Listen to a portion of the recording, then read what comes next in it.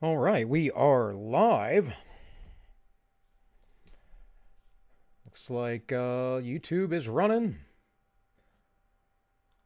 Looks like D Live is running. Let me go back through the entropy here. I see, Val, you're making comments already.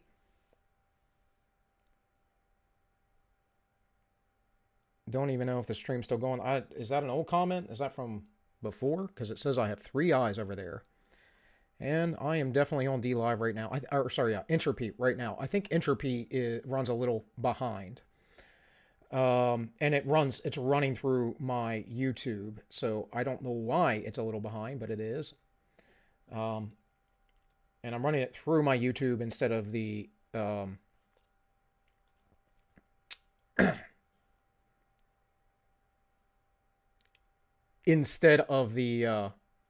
D Live, because it seems to run well that way. You know what? I know why, guys. I forgot. I took my Ethernet cable down. So, hey, let's just go ahead and watch a little Heaven and Earth while I get that fixed, because I don't really. I can't believe I forgot that. I got so much prepared today. In any case, we'll play the beginning of this again. Or not the beginning, but the where we left off, talking about Canada. And I'll be right back. I'll get that hooked up, and that way the stream will be good, because, you know, I forget these things. Just the way it goes, guys. Some of the farmers who had embraced its ideals would take their politics north, to Canada. Today, Americans think of Canada as a more radical, a more socialist place. Well, the irony is that Canada's first socialist politicians, Canada's first socialist intellectuals are Americans. And that is something that people today have forgotten. Socialism, when it comes to Canada in an effective way, is an American import. Between 1898 and 1915, nearly 1 million people emigrated from America to Canada. Lured by cheap farmland, most settled in the western Canadian provinces of Alberta, Saskatchewan, and Manitoba, the last North American frontier. They brought their knowledge of how to wrest a living from the soil, and a set of political convictions rooted in their experience. Farmers in the prairie provinces of Canada and the northern Great Plains of the United States all faced similar problems in the early 20th century. They were all growing wheat. They felt that they were being gouged by the railroads, by the bankers. They felt that the market conditions were working against them.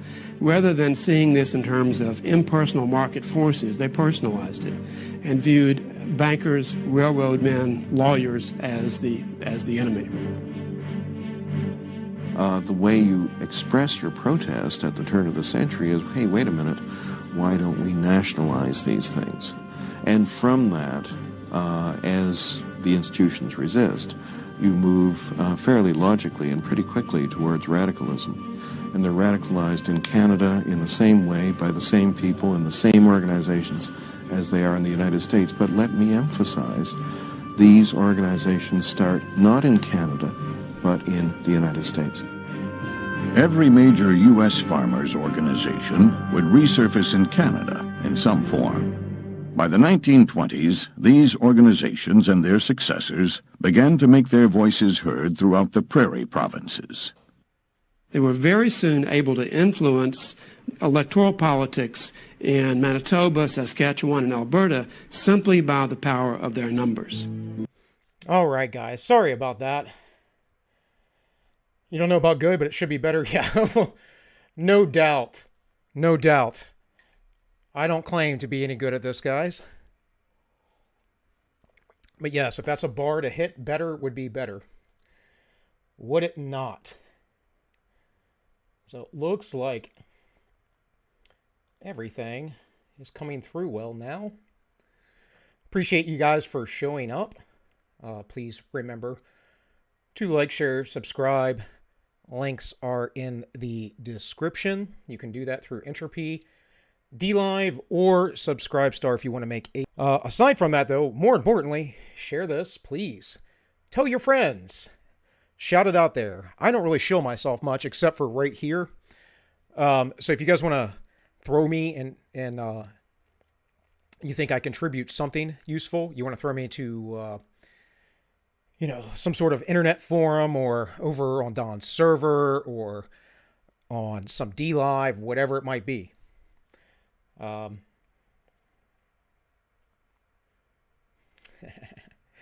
Yeah, if it wasn't good, you wouldn't be here. Well, I would hope so. I would hope so. Let's see. It says, YouTube is not receiving enough information yet.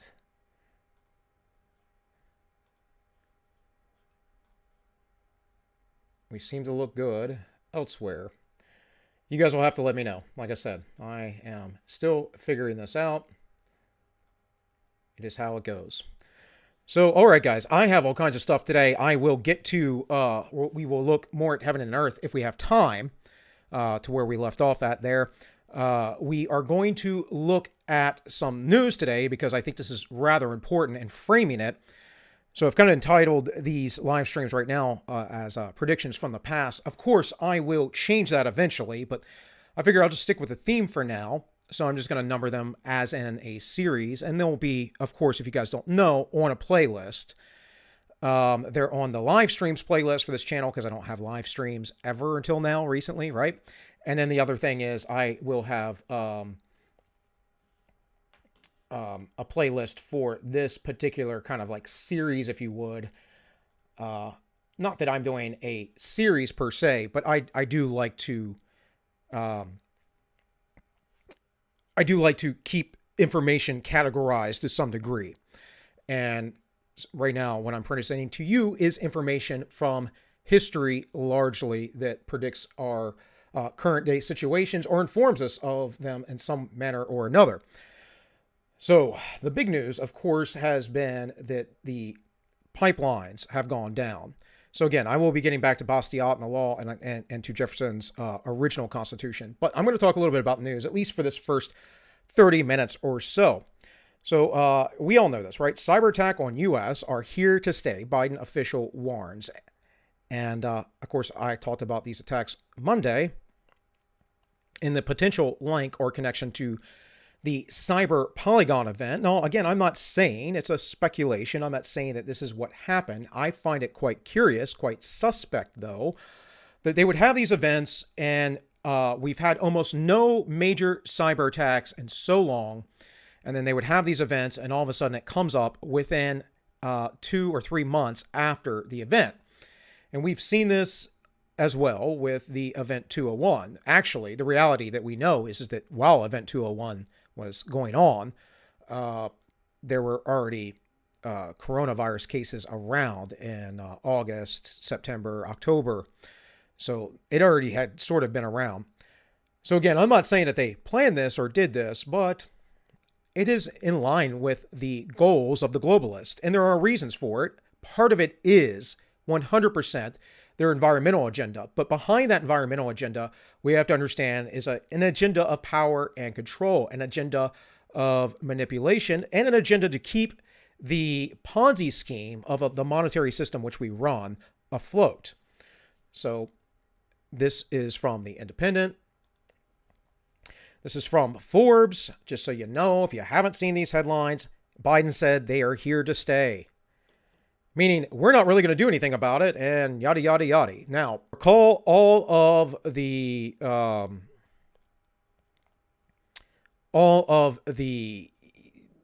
speculation on the election and Russian interference and all of these other things.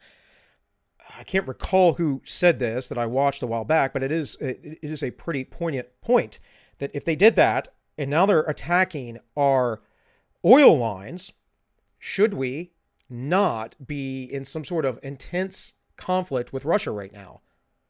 Should we not? No, they're just a scapegoat. And I don't think the Russian government did this anyways. Of course, they are saying that it was a bunch of hackers who did it randomly, who just happened to live in Russia, which is probably true. Of course, we don't know if anyone put them up to it, but maybe we never will if they did.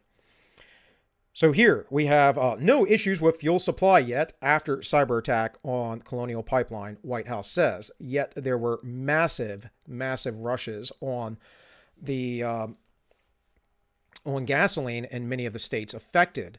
And look, guys, this may not cause shortages at the time if they can get it up and running, but obviously there is not an overabundance of gas at any gas station per se. So let's realize that this shortage is an important thing. It is a flop of, or a flub of the current administration. We're just over 100 days, and yet Biden is still seen so well. And Trump, on the other hand, at this time was seen as horrible, yet Trump had done so many good things for us, so many great things, I would say, in the very beginning. Trump's problem always was his administration, who he had in it, the concessions he made with the uniparty, the inability to rein in Washington, D.C., and, of course, the mainstream media and the deep state who went after him. It's a lot of stuff to be against him, right? It's a lot of stuff to get things done. So when we criticize Trump, I don't think he was the best or perfect. I did not vote for him the first time around for my own reasons, but particularly I wasn't sure what he was about, if he was just another shill. Very quickly, it became apparent to me that no, the powers that be would not be so against him otherwise. And I mean, this was not, of course, just local within the United States government. This was international, guys, very international. And you look at some of these leaders of NGOs and how they speak of Donald Trump because he went against their global plans. It seems pretty obvious to me. Otherwise, these guys are far better actors than I give them credit for, because usually I can tell when they are lying through their teeth. So, with that said, this was from April 28th, 2021. Joe Biden has had the best start of any presidency in almost a century. Well, if that's true, that's playing off of Donald Trump's presidency, is it not? So this article, again, is basically just a sycophantic article talking about how good Biden was and how he had such a good position in time and blah, blah, blah, blah. And of course, here it says the demagoguery of Donald Trump. Okay. Projection much? The demagoguery? Really? I'm not saying that he didn't act as a demagogue at times, but come on, compared to the mainstream media, what are we talking about here? There we go. It's a little more bigly for you.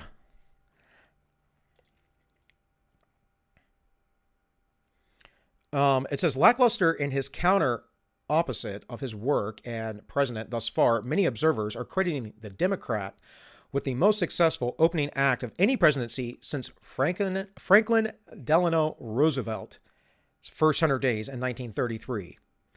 That is sick, my friends, comparing it to Roosevelt, or Roosevelt, as you're supposed to say it. It's quite sick, considering my understanding of the things Roosevelt did. Now, I don't know about in the first 100 days, but he did quite a bit that was far overreaching and expanding the authority and power of government. And here we have the Global Mail out of Canada praising Joe Biden. Now, I'm not going to go through all these articles because I'm trying to get through them quick. I'm just trying to expose you to some things. In case you haven't seen these, maybe you have. But I will get to the bigger point here in a moment.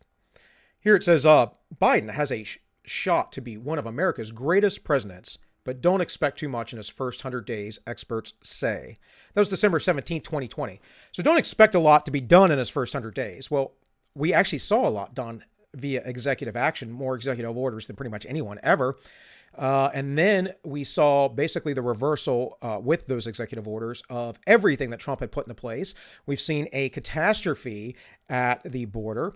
We have this pipeline issue right now. We are going back into Syria. We are staying in Afghanistan after we negotiated with the Taliban, because Biden wants to do this power play where he comes out right at 9/11 for some sort of, reason, a heroic reason.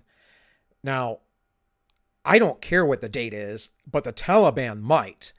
And the sooner we get out, the better, in my opinion. But I'm pretty sure at some point a conflict will occur if they get mad, if they believe that the United States isn't leaving, and that will be used, of course, as an excuse to remain there, which again, no big deal. No big deal. We already know this. On top of that, we have the massive amount of inflation. Now, granted, that happened mostly under Trump, but the president doesn't control the Board of Federal Reserve, the Board of Governors, that is. He doesn't control them. The Congress has some oversight, but not really. They don't really control them either. They basically do whatever they please. Under promise, over deliver. Yep. But on top of that, right, we don't have any jobs because he just did this job stimulus thing. There are jobs, they are available, but people don't want to work them. Or you have people like me, very simply, guys. I'm trying to make my own income without working on with other people. Part of that is this. I'm venturing into other things as well. Part of this is because it's a lifestyle choice for me. I don't want to live to work, right, which is what I did for 18 years of my life. I basically lived to work. I didn't want to do that, but I did that to pay the bills. You should be working to live. And I realized some time ago that the standard of living that I have is plenty. It doesn't need to be illustrious. I don't need to have every luxury in the world. In fact, I think that paring down what I have, what I own, is important and good for the soul. But finally, after all those little articles there, just pointing to what's going on, and again, this is a summary because I know you guys are aware, we have this: Michigan orders closure of pipeline and escalating dispute with Canada. This is Gretchen Whitmer. While the governor says the line is a ticking time bomb, the company says the line 5 has never experienced a leak. This is from The Guardian. So Whitmer is all of a sudden closing down another pipeline. So we have the Keystone pipeline shut down immediately. Then we have this pipeline that supplies to a large portion of the the East Coast and southern United States. And now Whitmer is closing down a pipeline in her state because of some dispute with Canada.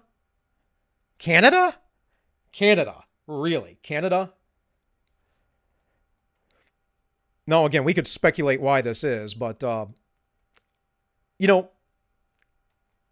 it kind of seems like these things are a little coordinated. I'm just saying. It kind of seems that way. Maybe I'm wrong.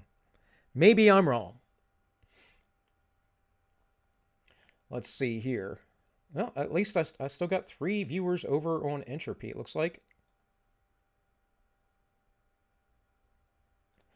Let's make sure real quick I got everything going on here. D-Live looks good. YouTube keeps saying my stream quality is poor.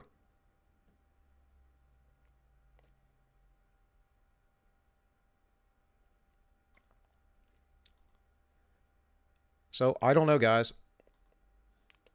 Again, if it is, you let me know. I can always restart the stream.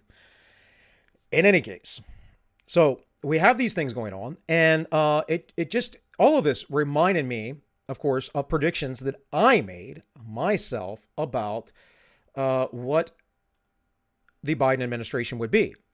And I was saying back in the fall and prior to that he would be a one-term president. Nothing new. Just about everyone believes that. Well, at least until recently here. It dies and keeps jumping in. Yeah, I don't know why it says it's poor. It's really odd to me. Maybe, given that I've already covered these things, close out these tabs. I don't think it shouldn't be a processing issue on my end, but you never know. Oh yeah, I closed out 5 tabs of articles and all of a sudden I'm on excellent streaming health. So there you go. I do not yet understand these things. So, as I was saying, Biden is going to be a one-term president. I said that he would be seen as more or less like Jimmy Carter, that the economy would go bad. We're seeing that already in the beginning. Now, people are blaming Trump, but that's just silly. Of course, they can blame the coup too, but that's also just silly because those were all arbitrary restrictions. We only had a supply line breakdown in the very beginning, and again, it was based on arbitrary restrictions. Now, restrictions, I would say, in that maybe pending emergency, you could justify.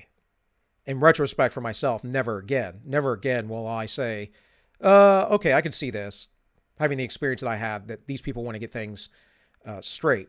Like, it makes sense, but giving them that amount of power was unwise for all of us. It says Quebec from Holly says Quebec still suffers a propane shortage. Ontario will suffer aviation fuel shortages. So yes, Eastern Canada will be screwed. Right. And so why is the question? And it's just a breakdown of these systems all of a sudden under Joe Biden. So again, talking about Biden and some of the things that I am getting to here is that I don't really listen to Hannity or anything, but this was an article that was up. And frankly, guys, I said the same thing. He would be just like Jimmy Carter, a one-term president. And I talked about Jimmy Carter and his inflation. He had gas shortages, Middle East conflict. Now, we've had Middle East conflict forever. Job stagnation and big spending, as well as inflation. So this is true of the Carter administration, and it's a reflection of Joe Biden. Interestingly, Joe Biden just met with Jimmy Carter the other week. A series of critical problems plagued by Biden campaign in recent days, reminding many Americans of the hardships during the late 1970s under President Jimmy Carter. Significant issues included the threat of inflation, lower than expected job growth, tensions in the Middle East, and gas shortages following the cyber attack against the pivotal energy pipeline in the Southeast. His team, no doubt, was prepared to unleash Biden to perform a little victory dance at the White House, celebrating the stupendous numbers. Let me bigly this.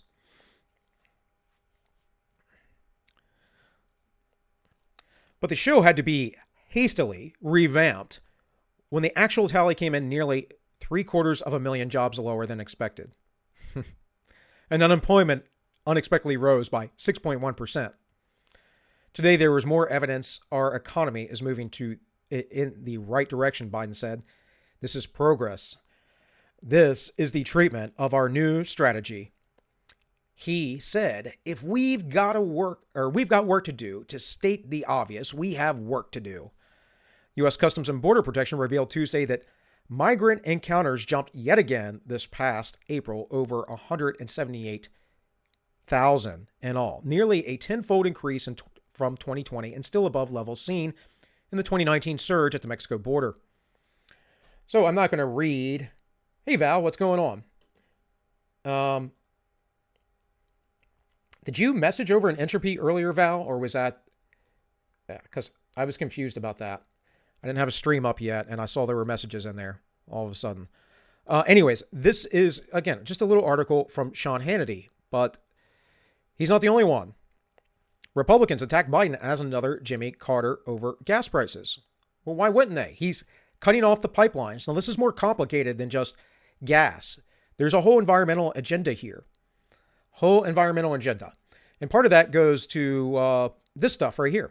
Nuclear power in the United States. And how essentially we have almost no nuclear reactors anymore because during the 1970s, under Nixon and then later Carter, we basically stopped promoting the construction of nuclear power plants. And so we still have an economy that is based largely on fossil fuels, on coal. A lot of it is. Or an electrical grid based on coal, I should say. These would be things to help out, but they never want these things to quite help. Here's a little from atomicarchive.com talking about the Non-Proliferation Treaty enters into force. 100 nations ratify in 1980. That's started in 1970.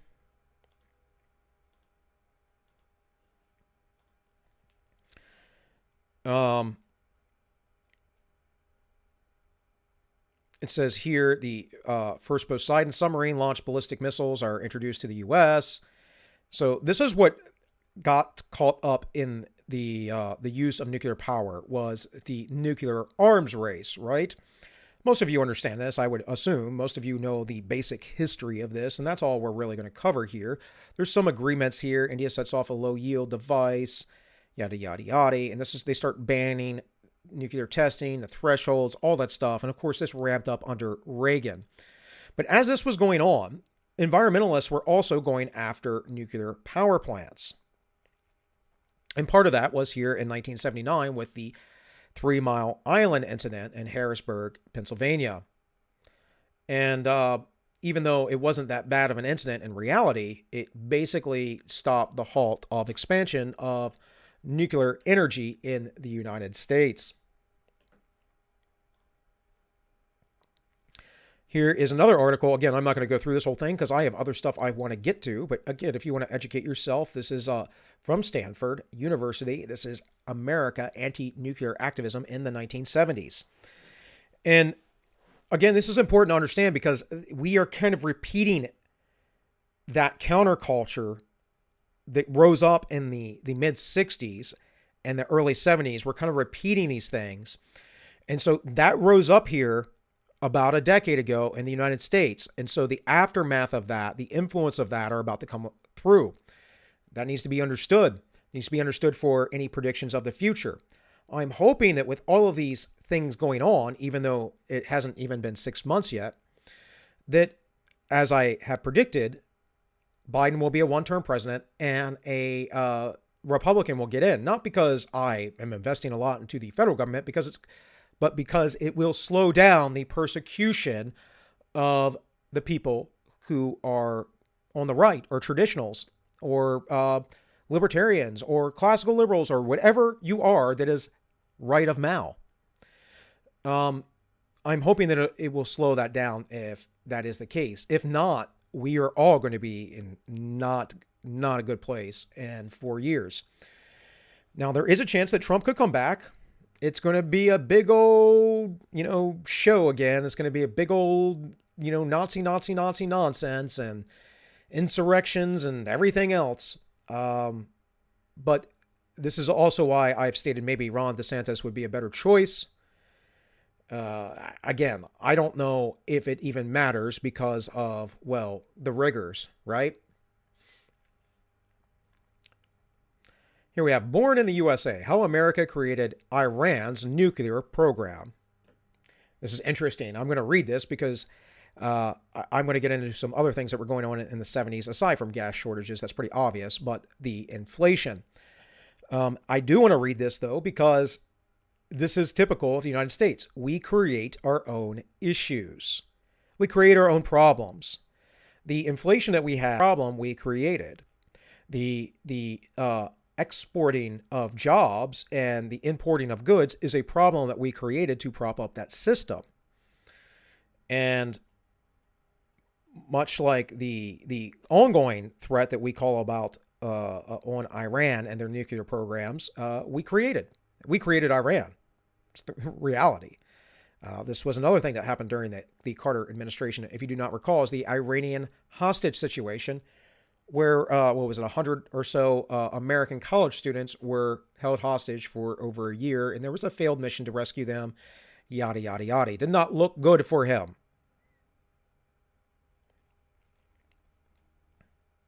It says, President Dwight D. Eisenhower delivered his Atoms for Peace speech at the UN General Assembly in 1953. As part of his program, the U.S. helped Iran and other countries develop civilian nuclear technology based on the belief this would keep them from seeking nuclear weapons on their own. This is the story of the United States and the atom and Iran. This is the story of a historic nuclear agreement, a story we may be tempted to think we know. After all, Congress just finished a chaotic debate that ended when lawmakers failed to block the deal. There was no solemn national movement of decision, no up or down vote as with a treaty or a war. This was just the latest twist in a long and complex tale that dates back to more than a half century. The Iranian nuclear program has deep roots. In fact, it is 4 years older than President Obama, said Ali Vaez, I don't know how you pronounce the dude's name. That A before the E, man, I don't remember my Latin. The International Crisis Group Senior Analysis for Iran. Grew up in Iran, which means that the nuclear program is a personal story for him. It started in 1957, he says. And ironically, it is the creation... Oh, screw off. What are you doing? It is the creation of the United States. The U.S. provided Iran with its first research reactor. A nuclear reactor, a 5-megawatt nuclear reactor that is still functioning and still operational in Tehran. The U.S. built that nuclear reactor in 1967 on the campus of Tehran University. It also provided Iran with fuel for the reactor, weapons-grade enriched uranium. It seems like a good idea at the time. Doesn't it? Always.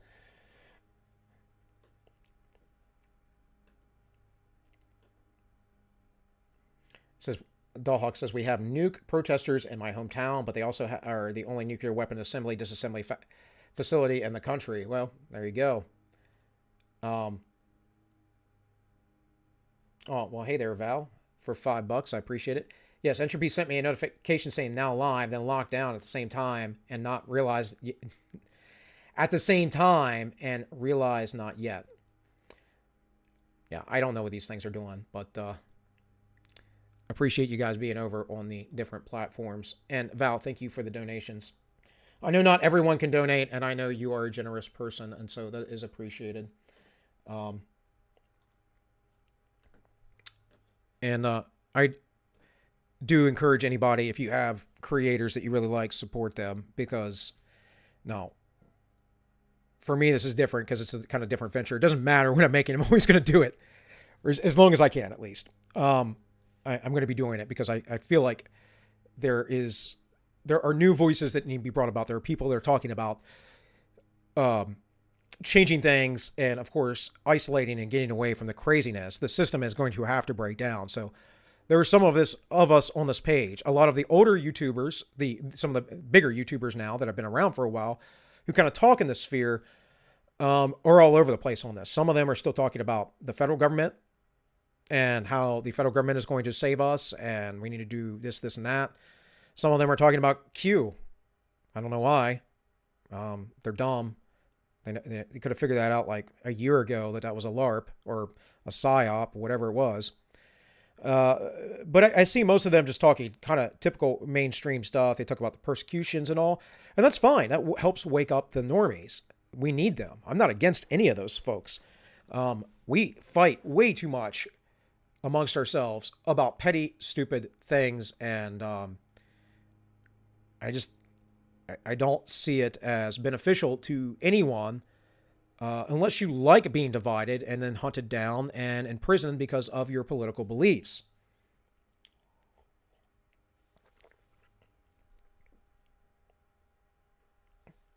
You got an email at 11 a.m. that I was live on Entropy, probably because I hit start streaming just to have the stream brought up. That's probably what happened, guys. So just check in. It is linked to my YouTube, so it should say whatever the YouTube stream time is. Until Entropy for me, I guess, gets, however it works. I know they're working on their own technology, their own beta. Until that gets up, that's going to be the way I do it. I will probably, though, stream from Entropy, DLive, and YouTube all separately once Entropy sets up its own streaming capability. In any case, let's get back here. It's been about 30 minutes, so let's keep moving. I might spend the first hour on this, guys. Sorry. I'm not trying to make it forever. So it's talking about the beneficiaries of this nuclear program were Israel, India, Pakistan, and Iran. Yada, yada, yada. You can go through, but basically it just lays out how we gave them power. And so with that, I want to talk about a few things that were also going on there. And that the big one was inflation, because we're about to face that. There are many parallels today of what was going on then. Bottom line. And they may not be exactly the same, but they're close enough. The history rhymes thing. All right? History rhymes, but actually it repeats. We're just repeating the same stuff. And they know that they're repeating it because this is a truly purposeful manipulation of markets, of media, of the money supply and of the interest rates. And a lot of this is so that rich people can get a lot richer, and it's a way of stealing your wealth. Because, of course, they have all the wealth up toward the top. You have some, but as your purchasing power goes down, as the prices of things go up, of course, you then become poor. It's great if you have debt because it liquidates your debt. It liquidates their debt too. That's the point. It's how they consolidate. A really interesting podcast the other day with, I can't recall his name. I think it was Monday night though, with Tim Pool. He had some financial experts on there from the Orange Pill podcast, if I'm not mistaken.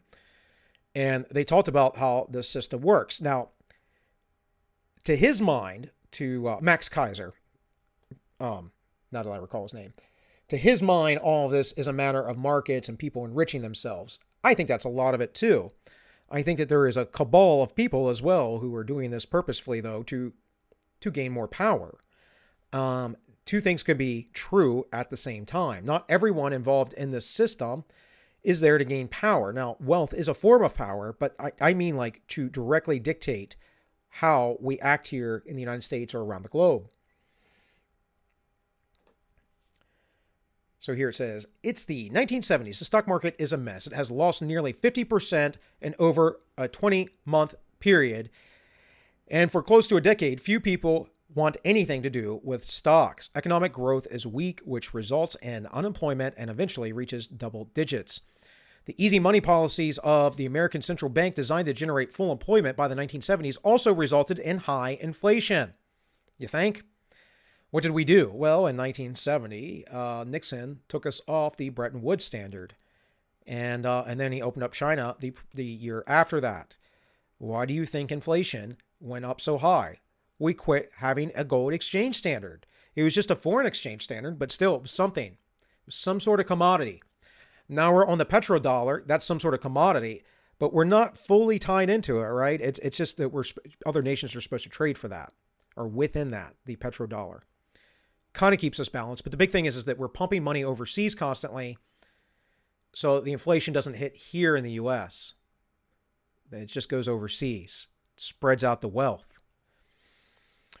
The central bank, once under different leadership, would later reverse its policies, raising interest rates to 20%, a number once considered usury. That had to happen, though. That was a correct thing to do once you have left the rates too low for too long. The interest rates had to be high. We are in a bubble right now because we've continually had low interest rates. We are in a housing market bubble. My house is worth 50 grand more than it was when I bought it 7 years ago. That is not a natural gaining of wealth. That is a bubble. If I sold my house right now, it would pay off. But, a few months down the line when this bubble bursts, or next year when all this hyperinflation really hits, my housing price will go up to some degree, but its actual value will probably go down. Now, we'll get into some of that stuff too, because housing is quite important right now with the price of lumber. From interest-sensitive industries such as housing and cars, raising interest rates causing a calamity. With interest skyrocketing, many people are priced out of new cars and homes. This happened, though, right? This literally happened because of centralized economic planning and years of it. And then instead of correcting the market forces, allowing them to correct themselves as they should have, what we did is we just put our thumb on the scales a little bit harder. So nope. Not only is gold illegal for you to possess now, to exchange, you have to use this fiat currency that's sort of based in gold, but no, we're just going to go full fiat. It's going to work though, because everyone has to buy oil with our dollar.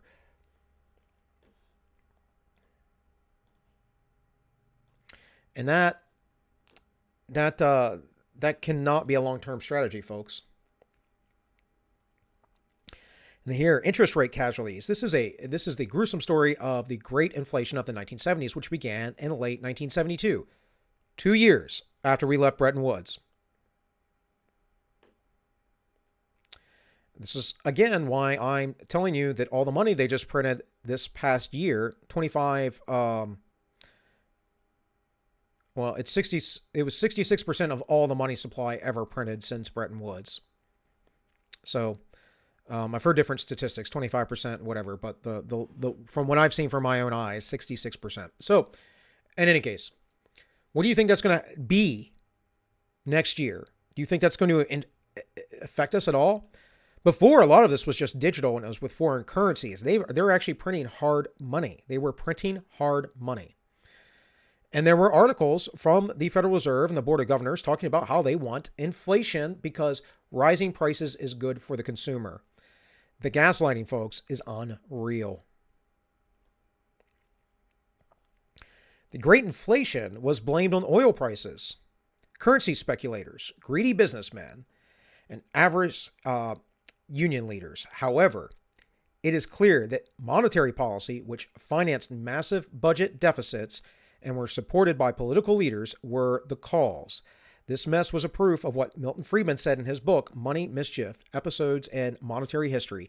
Inflation is always a monetary phenomenon. The Great Inflation and the recession that followed wrecked many businesses and hurt countless individuals. And we're doing exactly the same. Yet these unusual bad economic times were preceded by a period in which the economy boomed. Yeah, I did. You know why? Because we deregulated then, and then we went off the gold standard. So we were still sort of on a gold standard, and we deregulated. Economy booms. Then stagnation. Because we didn't have a commodity to keep our money stable. Many Americans were awed by the temporary low unemployment and strong growth numbers in 1972. Therefore, they overwhelmingly re-elected their Republican President Richard Nixon and their Democrat Congress in 1972. Nixon and Congress and the Federal Reserve eventually ended up failing them. How and why? Upon his inauguration in 1969, Nixon inherited a recession from Lyndon Johnson, who had simultaneously spent generously on the Great Society and the Vietnam War. You think that might have had anything to do with the recession? Government deficit spending? Congress, despite some protests, went along with Nixon and continued to fund the war and increase social welfare spending. First neocon president, folks. Just saying. 1972, for example, both Congress and Nixon agreed to a big expansion of Social Security just in time for the elections. Nixon came to office as a supposed fiscal conservative. Still, one of his advisors would later clarify Nixonomics as conservative men and liberal ideas. Nixon ran budget deficits, supported an income policy, and eventually announced that he was a Keynesian. Keynesians, folks, those aren't free marketeers. They aren't conservatives. They are Keynesians. That is a left-wing position, a left-wing form of economics. Let's cover it real quick. John Maynard Keynes was influenced by British economist, was an influential British economist of the 1930s and 40s. He had advocated revolutionary measures. Government should use counter-cyclical policies in hard times, running deficits in recessions and depressions. Before Keynes, governments had bad times, had generally balanced budgets, and waited for badly allocated business investments to liquidate, allowing market forces to bring about a recovery. This happened in the United States in the early 1920s, and recovery happened within a year. Every time the government gets involved, whether it is from Herbert Hoover to FDR, to later on Lyndon B. Johnson, to Nixon, to Carter, to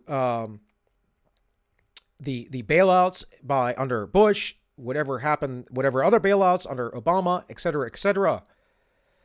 The people hurt. The big businesses get bigger and more powerful. Those who are corrupt gain more power, but the people are hurt in the end. And these things are quite predictable. And then the people go, "Oh, strong man, save us, give us more policies, even though it's your fault in the first place. Save us from your policies by giving us better policies." No one ever considers, hey, maybe I shouldn't be a part of this system.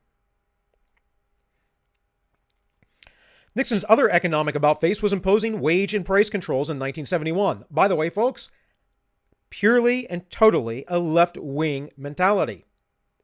Free markets do not have wage and price controls. They are based on subjective value. That is the value that the individual believes it to be.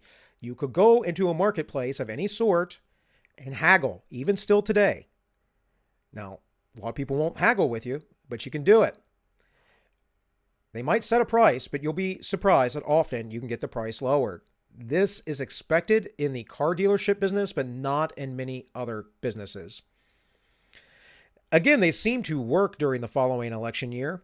Later on, however, they would fuel the fires of double-digit inflation. Once they were removed, individuals and businesses tried to make up for their lost ground. Nixon's deficit were also making dollar holders abroad nervous, as was a run on the dollar, which many foreigners and Americans thought was overloaded. And this is likely to happen again. Soon they were proved right. In 1971, Nixon broke... Okay, 71, I'm sorry. 71. Maybe it was 70 opened up China. I get those dates confused. So my apologies for misleading you. Nixon broke the last link to gold, turning the American dollar into a fiat currency. The dollar was devalued, and millions of foreigners holding dollars, including oil barons in the Middle East, with tens of millions of petrodollars, saw the value of the dollar slashed. That's enough of that. You can come back to this. This was from Investopedia.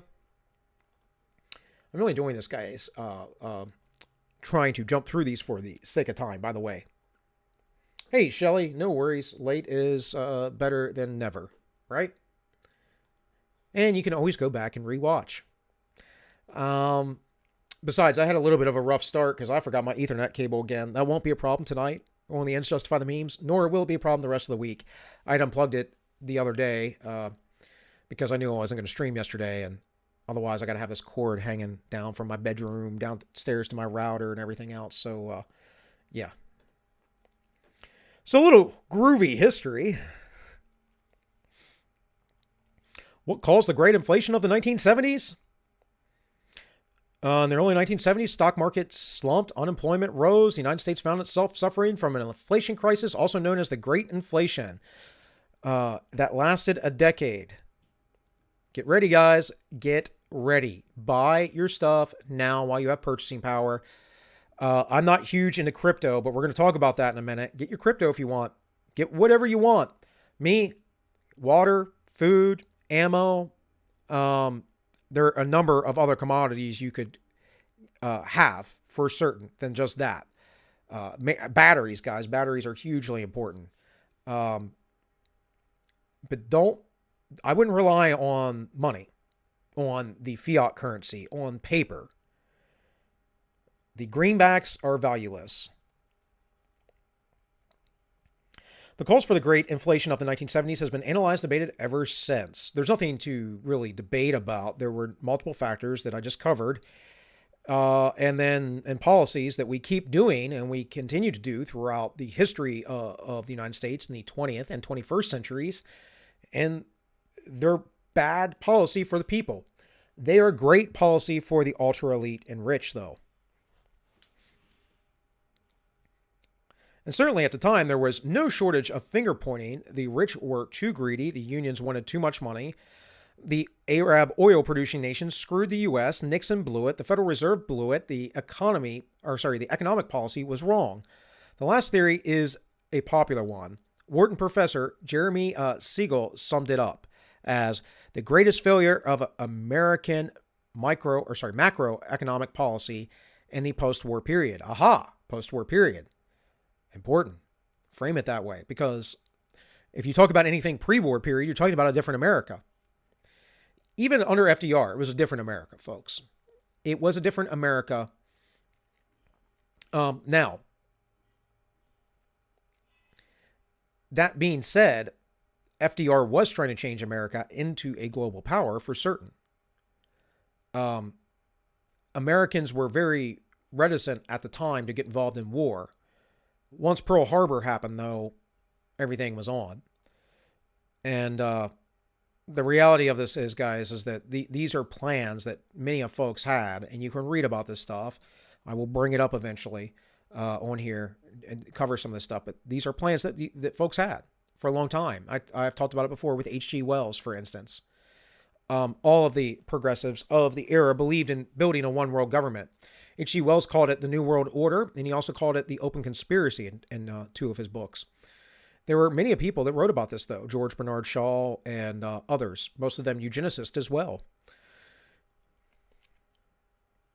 There was no quick fix to the great inflation. Much of the cringe of the President Ford,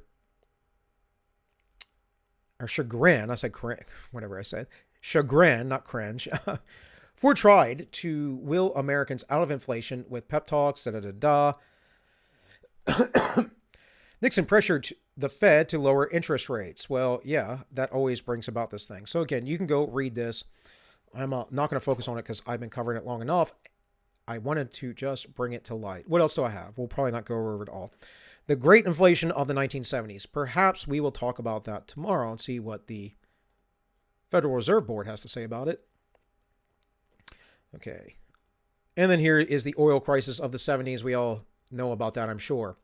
So lastly on this topic, before I get into Bastiat and the Declaration and all that,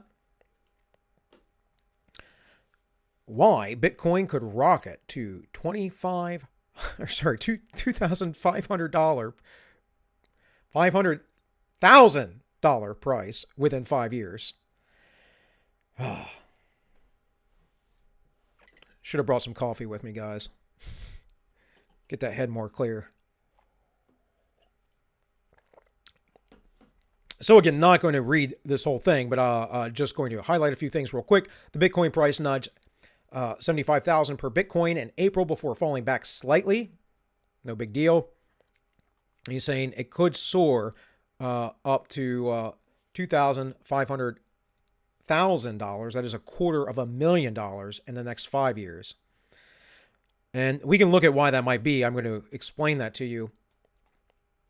But I want you to understand that these are some of the predictions right now in this market. So, Bitcoin worldwide. This, my friends, let me make this a little bit, better size.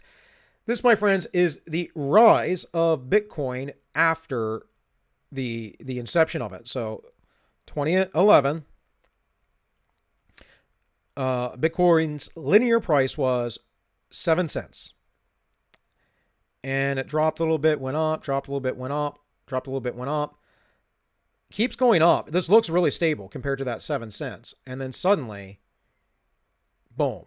Now, why this spike here in 2017? Well, probably because the U.S. was doing budget proposals around that time and whatever else. And basically raising deficit spending. Probably had some quantitative easing because that's around the time when they do the budget. Now, Bitcoin isn't based on U.S. money alone. Its value is whatever it is. So it rose. Bad time to buy. It dropped.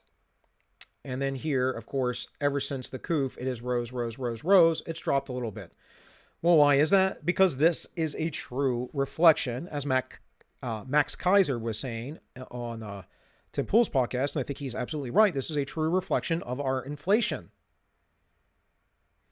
Now, it isn't necessarily a one-for-one, but it is certainly a reflection of how our money supply is inflating because it's comparing a value that is completely market-based, that is Bitcoin, to a value that is manipulated constantly. And most markets are manipulated, folks. Gold markets are manipulated in the United States by bonds and other things. That's why gold hasn't been completely stable, but is relatively stable, I would say. It has been for the last 20 years. It does fluctuate, but it is relatively stable. And a lot of this is because of market manipulations. And the United States is not the only government that does manipulations to change the value of gold.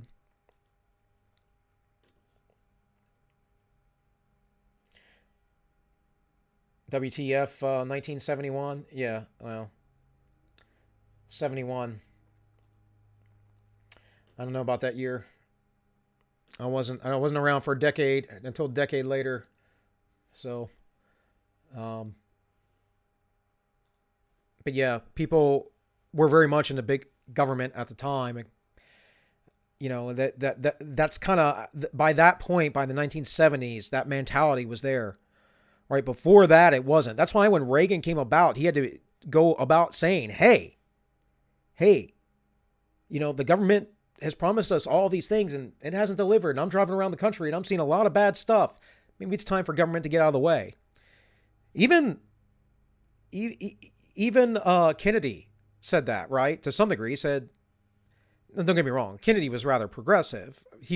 Rather conservative by today's standard, but progressive in his day. But yeah, he said, you know, don't ask what your country can do for you, but what you can do for your country. And I think what the point of that was, in that speech, that famous line is stop pointing everything on the government. We're Americans. Americans do. Americans create. Americans are free, and we shouldn't be relying on the protectors, that's what they're supposed to be at least, to dictate our lives and to control our economies and our markets. Now, again, Kennedy was quite progressive, so, I mean, there is that. Progressive for his day, at least. But in any case, let's look at this, another reflection of the market. Sky-high lumber prices to drop by year-end, analysts say. Now, this was April 20th. I doubt it. I think that these analysts are idiots because the inflation is continuing to come. But I'm going to look at this real quick. First lines or so. Lumber record-setting price rally could cool off by the end of the year. Canadian pine beetles, home-hungry Americans, and supply hiccups have all converged to drive the price of lumber through the roof. Now, why would he open up with that? Because he doesn't want to talk about how this is actually about the inflation, and it's about monetary policies. And he's trying to say, well, it's supply chain stuff. It's these pine beetles. Well, why would a pine beetle change the price of other woods? Would be my question. Maybe I don't know enough about lumber. That's probably true. Lumber has nearly tripled since the beginning of last year, surging as high as $1,300 per 1,000 board feet. Berman expects it to plummet to $600 by year end, even as home building and renovations demands keep elevating. That won't keep elevating because people won't be able to afford it unless they're very wealthy. Even though we expected lumber demand to hold up well after some time, we still think that the rebound in supply will lead to a sharp fall in the price of U.S. lumber over the next 18 months. No, not unless more people get into the business and there is more market demand. So here is the price of lumber and how it skyrocketed. And again, like most graphs, it goes up and down. See if I can make that bigger for you all.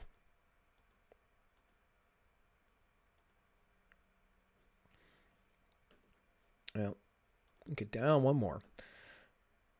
So we can see how it hit a high in February, right? Dropped down just a little bit, but then shot right back up, dropping down again. But the trend here in this is shoot up, go down, shoot up some more, go down, shoot up some more, go down. Doesn't seem like it's going to drop in value because all it's done is gone up in value, as we can clearly see there.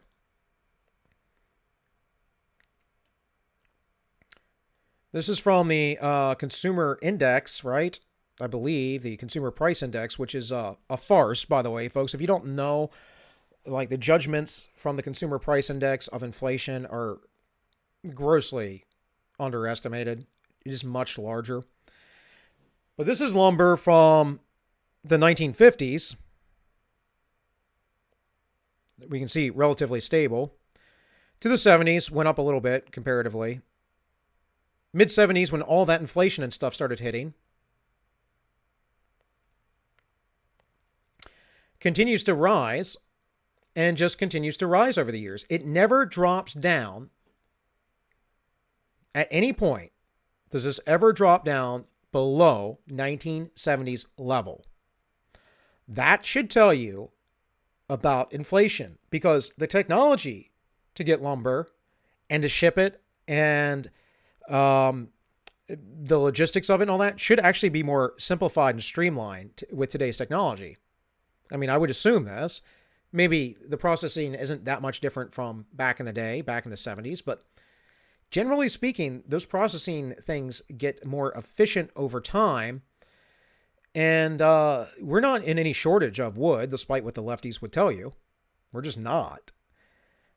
But yet it keeps going up. So this is a reflection as well of the inflation. And we can see that. We can see that as we know that we've had a lot of inflation since the early 2000s. And the chart proves that. It shoots up, it drops down. Now you might say, well, Bill, right here's, 2008 during the market crash. Okay, maybe there was a large supply then, but it's not back down to the pre-1970s level, and it is back up again. How long will this last? I can't tell you guys. I don't know. But it is a way to look at where our money supply is going. So I believe it's supposed to say lumber.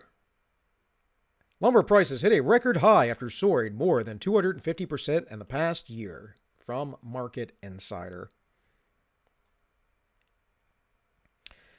And again, just another article. Nothing, no big deal here. Here in trading economics, we can see this same chart I was just looking at.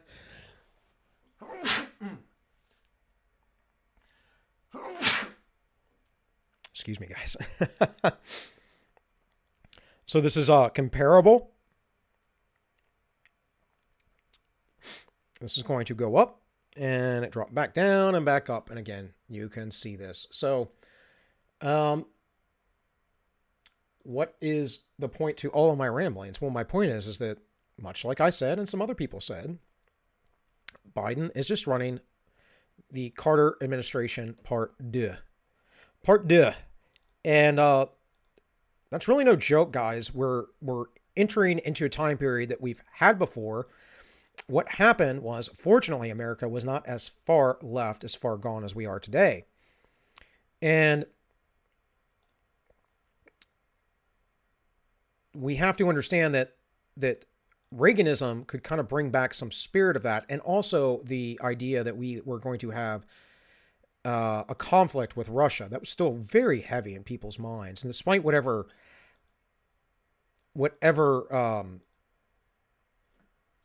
the media would say at the time in the 80s, or artists about Reagan wanting to nuke Russia and the arms race and all that, Reagan, that literally bugged Reagan quite a lot. That was a potential that we could be in nuclear war. And it was a strategy that they came up with to outspin the Soviets purposefully, which worked. And then we elected the spook that was his vice president and went back to normal.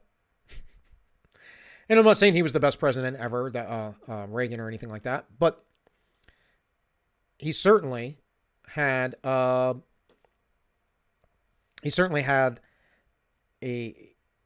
lot of good things, a lot of good change, and a lot of wealth creation after a long period of debt and inflation in the United States.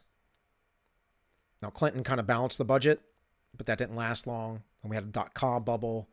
Then we had Bush and his wars. I shouldn't call them his wars, though, because they're just establishment wars as they were continued under Obama. We had the bailouts, and this is just going to keep continuing until the system completely collapses, or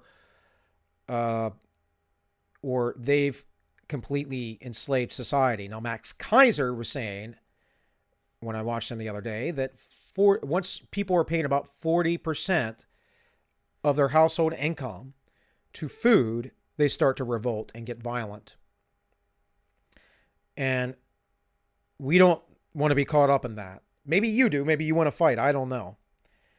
But I assure you, it's not all fun and games. It's not glory, and it's not romantic. So let me check the chat real quick. Thane. 1971. Are gold standard people and have good resources about the end of the standard. Oh, WTF 19... Okay. I see what you're saying. Not aware of them, partner. So appreciate that. I see nothing over on entropy. Any comments on D Live? Should be on entropy, but you never know.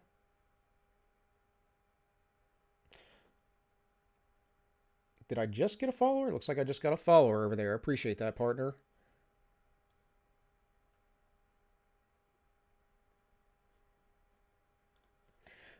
All right, guys. So before I get into the next thing, please hit that like button, share, subscribe. Feel free, if you wish, up to you. Whatever. I'll be here regardless, but it is appreciated if you wish to go donate. You can do that on Entropy. You can donate on DLive, whatever it is. And of course, there is a subscribe star. So real quick, I was supposed to cover this the other day, but I got off track because of this oil pipeline thing.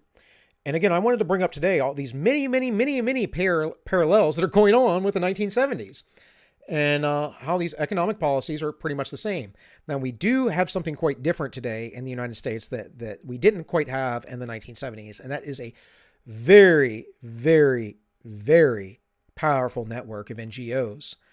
They existed then, but they did not have the power and influence that they have today. They did not have the ties with the corporations that they have today. They had some ties, but this network, this Leviathan, this Hydra, if you would, has infested everything anymore. So I'm going to play a video from Thoughtly too, because I wanted to talk about the creation of federal police, and you should listen to this because it's an important video. Thoughtly makes really great videos, by the way, about all kinds of interesting subjects. But he's talking about the creation of the FBI. It's a good summation of it. I won't play the whole thing, but probably a good 10 minutes or so. I'm also going to go blow my nose real quick because I just sneezed. So such is life. Hey, 42 here. In 1955, United Airlines Flight 629 exploded in mid-air above Colorado, sending debris, engine parts, luggage, and cargo scattering across the ground. All 39 passengers and 5 crew members were killed. FBI investigators collected the evidence and performed background checks on the passengers, slowly putting together a narrative of what had occurred. They identified a man named John Gilbert Graham, who was the life insurance and will beneficiary of one of the women on board the plane. His mother. He held a grudge against her for placing him in an orphanage as a child. Christ on a cracker. Well, Graham cracker. You could have just slipped arsenic in her tea. When the FBI searched his property, they discovered bomb-making parts identical to those found in the wreckage. Shockingly, no law at the time existed for blowing up an aeroplane full of people, so Graham was charged with the single, premeditated murder of his mother, despite causing the deaths of 43 other people. He was found guilty and executed soon after. For the last 100 years, the FBI has hunted some of the most dangerous criminals on the planet. Thieves, serial killers, gangsters, and terrorists have all found themselves in the crosshair of America's finest FBI agents. These days, the FBI employs roughly 35,000 people across 55 field offices in the US, and one in Puerto Rico. Aside from the special agents, which Hollywood has shown us in everything from Silence of the Lambs to Die Hard, the FBI employs scientists, intelligence analysts, support professionals, information technology experts, and many more, all of whom come together for one reason, and one reason only: to hunt down criminals and bring them to justice. But impressive as this 35,000 strong army of seasoned manhunters is today, there was a time not so long ago when nothing like the FBI even existed.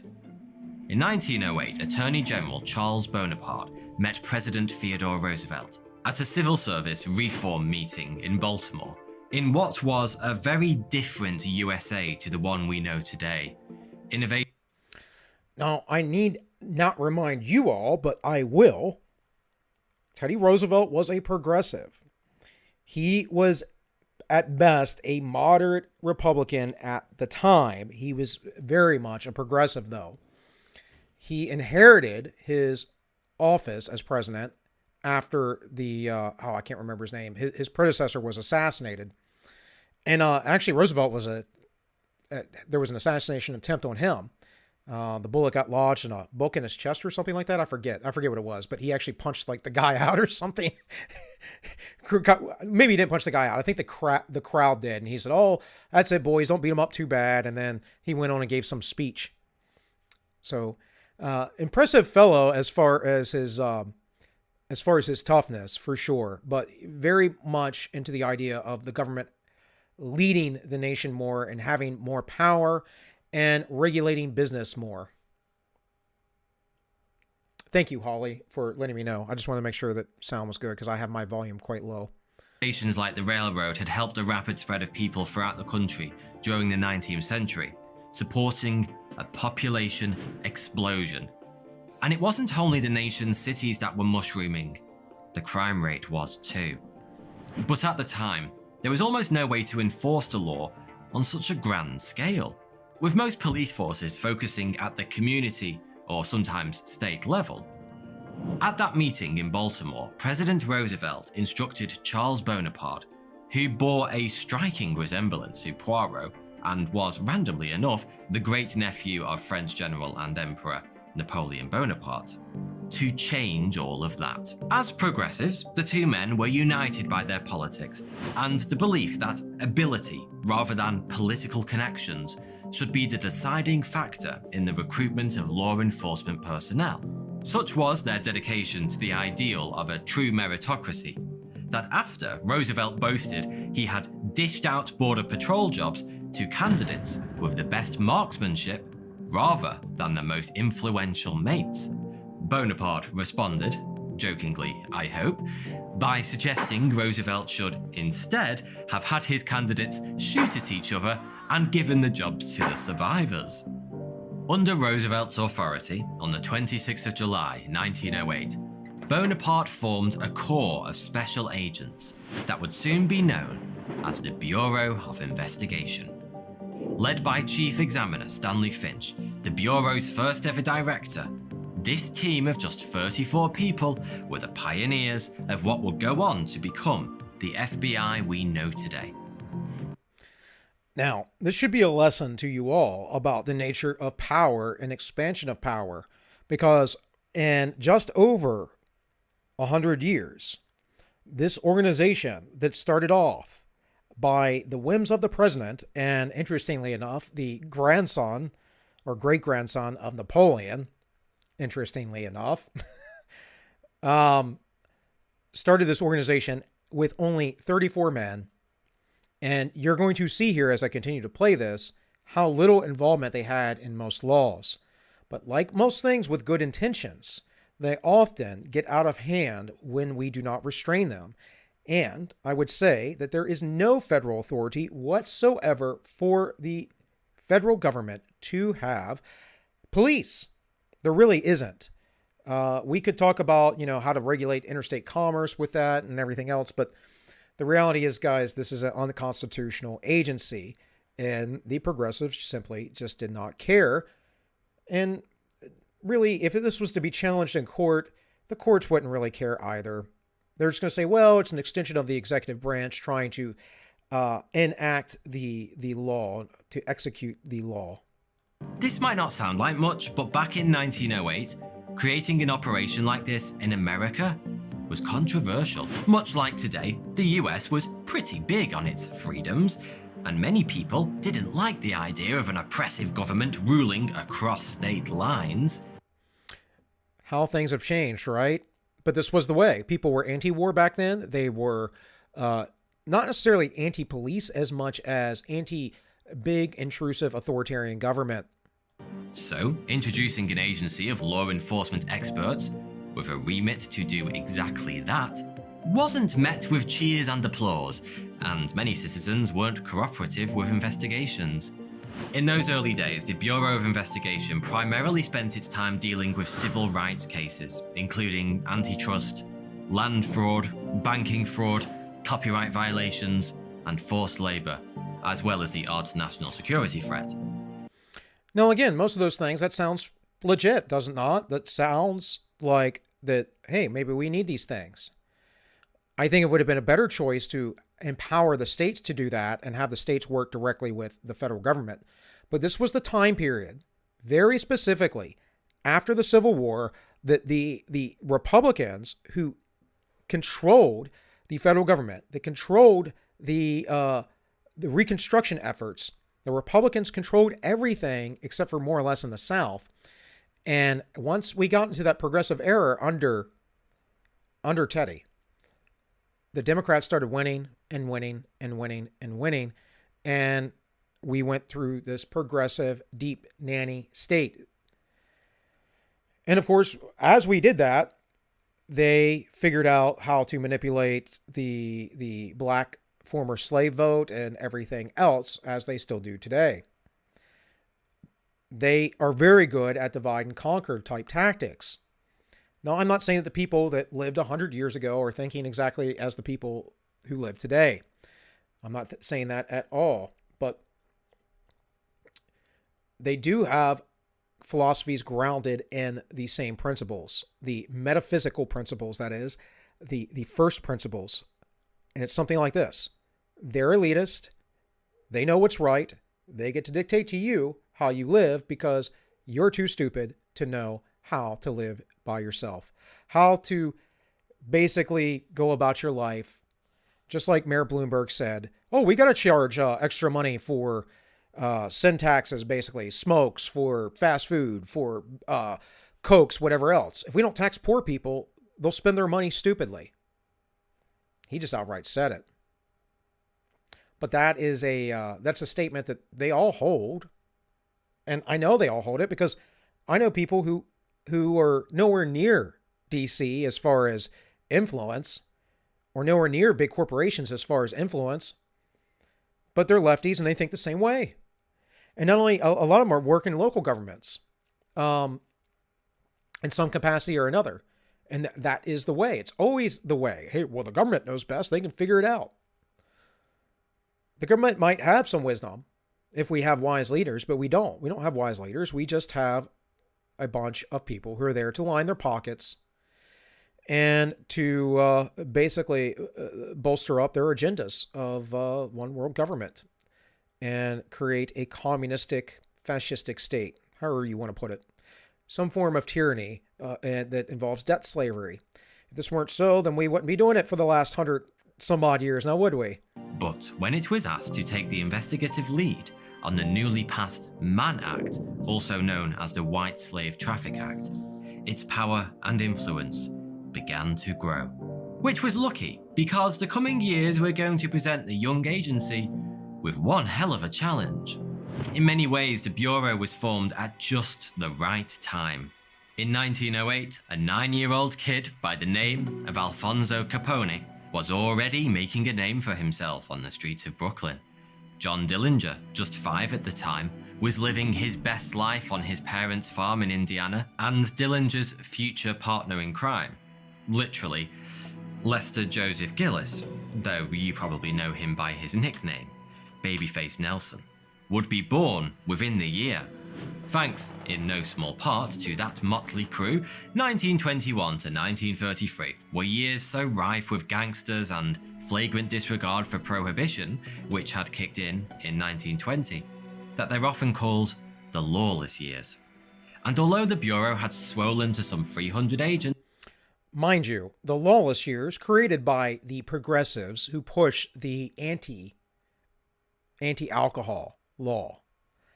Now, you could talk about women's suffrage because I came about around the same time. Both of these were somewhat important issues of the day, pushed by progressives, pushed by people who believed in, of course, to some degree, empowering others, but also the authority of the government. That is, the authority to dictate regular, everyday things in your life. So, the government created the mafia here in the United States. They absolutely did with prohibition, and they did it once again in the 1970s with drug laws, with the drug scheduling laws, which are, by the way, unconstitutional as well. Why do you think we had to put an amendment in to have a prohibition of alcohol? But this was just it. They created the problem. The problem then has another problem arising, and it justifies their building up of the state. And an additional 300 support agents, off the back of some early successes, they would have to get Were you saying there, Sam? So the government created the FBI just at the right time because the government was about to create the biggest mob boss. Yeah, right. How you doing, Sam? Creative, if they were going to prevail in the war on crime. And get creative, they did. All grown up and now sporting the catchy nickname Scarface, had reigned supreme at the head of the Chicago outfit for 7 years when he had 7 members of rival Northside gang executed by firing squad on Valentine's Day in 1929. The old romantic. But Capone was a smart man, and though it was the worst kept secret in Chicago that he was behind the hit, there was little evidence on which to indict him. Capone did end up in the slammer later that year when he was caught carrying a concealed deadly weapon. But he was back out on the streets again within 9 months thanks to, you really can't make this stuff up, good behaviour. Unsurprisingly, the Bureau were less than satisfied with this outcome, and determined to nail their man, they opened an investigation against him. In the end, they got him on tax evasion, of all things, because, yes, believe it or not, illegally earned income is subject to income tax in the US. It just goes to show, you can have people brutally murdered by firing squad, but don't you dare try and cheat the IRS. Another big scalp came when the FBI took on the Ku Klux Klan. After falling into relative obscurity towards the end of the 19th century, the bedsheet-wearing racists were enjoying something of a resurgence by the 1920s. Thanks to Woodrow Wilson primarily, and the Democrat Party. By the way, folks, if you didn't know, go look up that history. Under the guiding hand of Edward Young Clark, the Klan were once again rising to prominence, boasting 1 million new members. For his efforts, Clark was granted the title Imperial Kleagle, a senior position in the Klan, but not quite a grand wizard. Apparently, looking like a bunch of kids dressing up for Halloween wasn't enough for these guys. They had to give themselves Dungeons and Dragons nicknames as well. Despite the cross-burnings, murders, and lynchings, the Bureau wasn't able to investigate Clark, since none of the laws he was breaking were federal. That is, until some enterprising young agent had an idea. You see, Clark had been doing very well out of the huge number of new initiates joining the Klan, personally profiting from 80% of every $10 membership fee. With his pockets full of cash, wait, do bedsheets have pockets? With his pillowcases full of cash, he did what so many rich men in positions of power had done before. He got himself a mistress. But when he took said strumpet on a jaunt over state lines, the Bureau realised they had him in violation of the Mann Act. Now, this is a familiar story that we just saw recently with Matt Gaetz that appeared and then sort of disappeared. I haven't been looking around for it. It was an interesting story. I have no doubt that Matt Gaetz dates many a young ladies, and I don't find anything necessarily wrong with that unless they're underage and he perhaps didn't know any better, because young ladies do that sometimes. They lie about their age.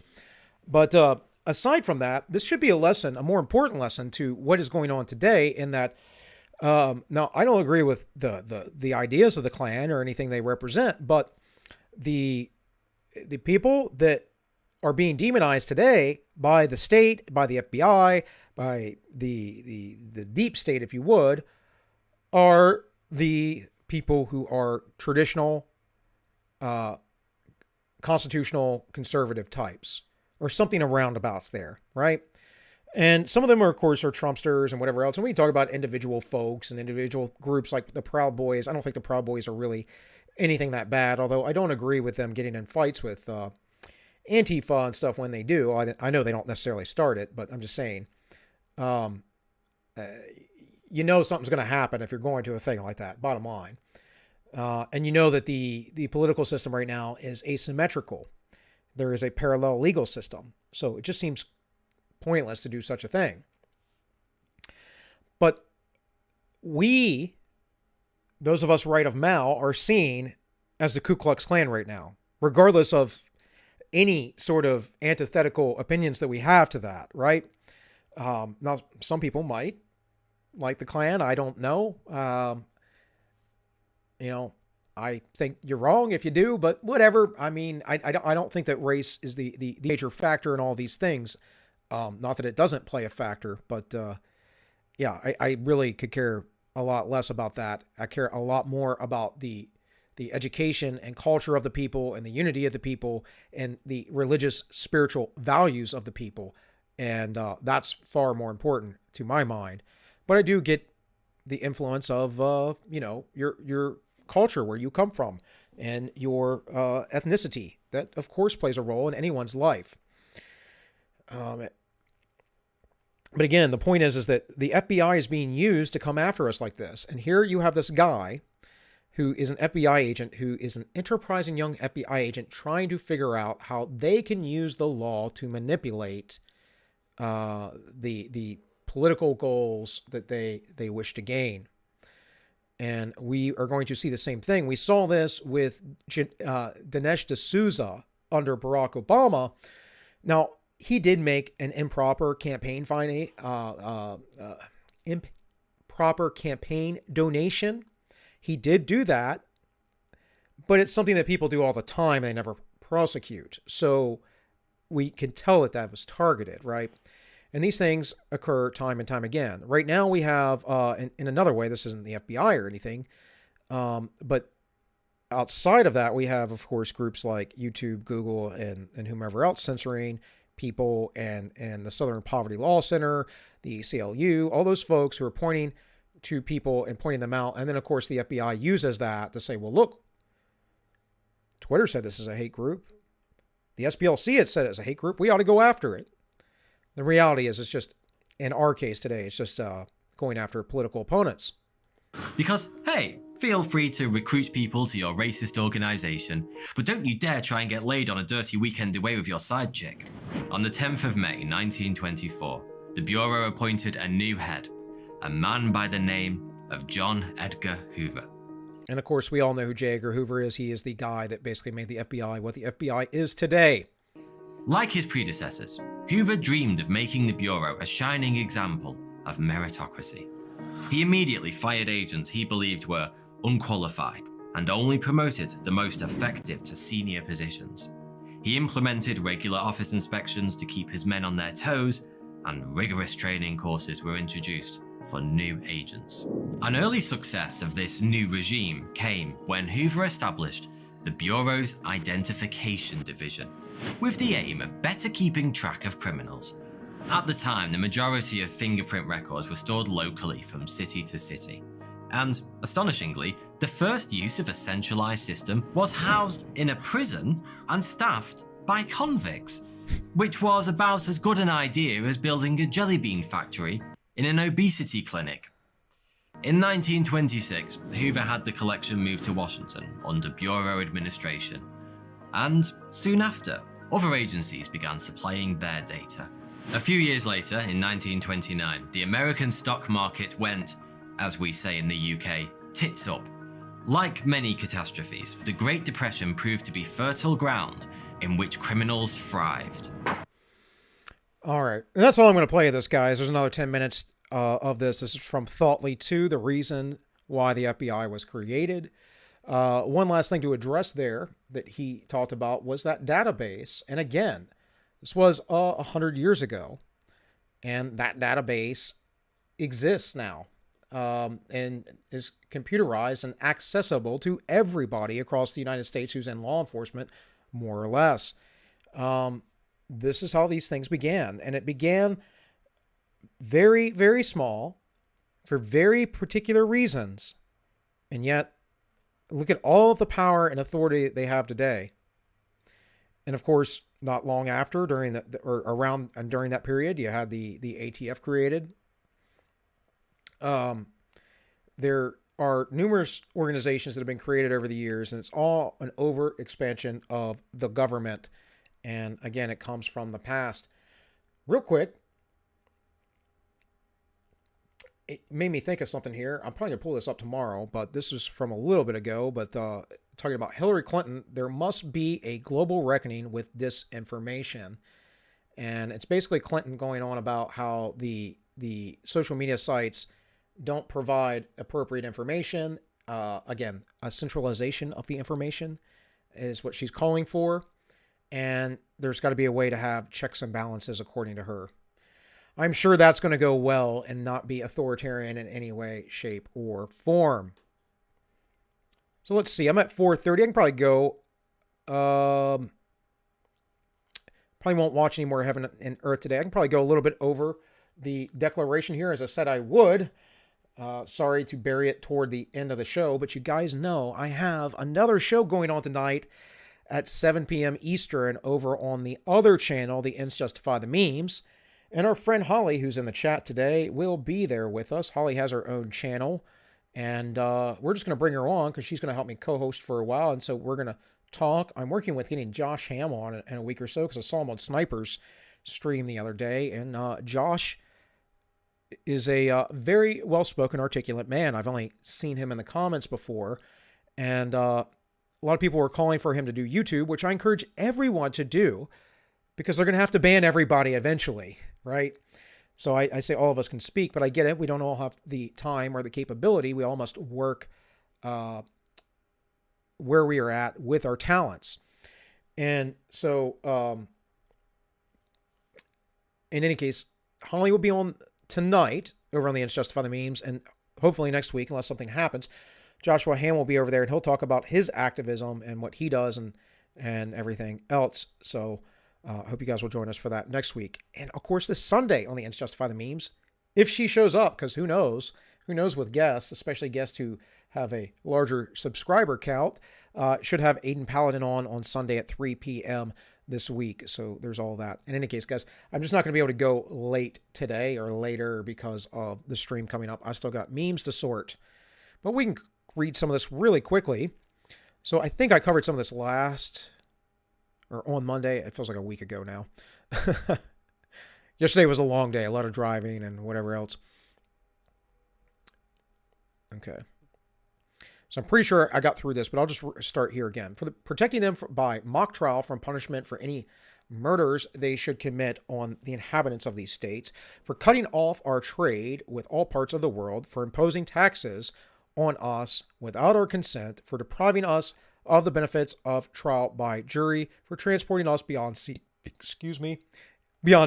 to be tried for pretended offenses, for taking away our charters and altering fundamentally the forms of our governments, for suspending our legislatures, are declaring themselves invested with power to legislate for us in all cases whatsoever. He has abdicated government here, withdrawing his governors and declaring us out of his alliance and protection. Again, guys, if you didn't catch it, I'm reading the original draft of the Declaration of Independence. He has plundered our seas, ravaged our coast, burnt our towns, and destroyed the lives of our people. That sounds really familiar to today. Now, it might not be the government directly, but they're allowing it, are they not? And really, the troops of today, the troops on the street doing the things, are the BLM, the Black Lives Matter, the Antifa, and the police, and the National Guard. Because if you're not on the left, or you're not burning things down, well, they're barely trying to control these riots, but if you're not on the left and burning things down, you're not going to get arrested. And even if you are, you're probably just going to be released. But if you're on the right, you'll be locked up. We all saw the video of the man the other day that the street was blocked off and he got out of the car. A gun was pulled on him, it looked like, or a taser. It was probably a firearm, though. And the cop got in between him and the crowd that was unlawfully there. So the police are part of this. They're part of the occupation. And I'm all about supporting our police, the sheriff's department, as long as they're moral. But at the same time, I also know what goes on inside of departments, as I have been at least a part of one, but I know people that work in others. It depends on where you're at, man. It's a mixed bag. But there's corruption. There's always corruption. He is at this time transporting large armies of foreign mercenaries to complete the works of death, desolation, and tyranny, already begun with circumstances of cruelty and per- perfidy. I don't know that word. Otherwise, the head of the civilized nation. Well, let's just do this, right? Perfidy.